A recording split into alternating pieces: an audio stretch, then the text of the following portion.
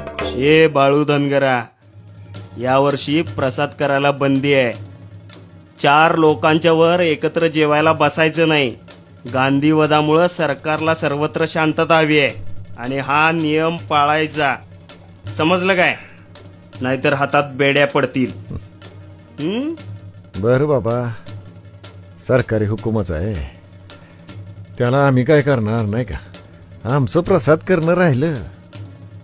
जा बाबा जा, बिनघोर जा.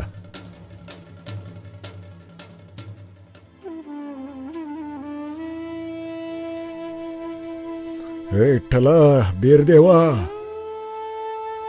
यो बाळू धनगर हर साल तुझ्या यात्रेला येतो, प्रसाद करतो, हजारो भक्तांना अन्नदान करतो. चालू वर्षी बंदी हुकूम आहे म्हणतात.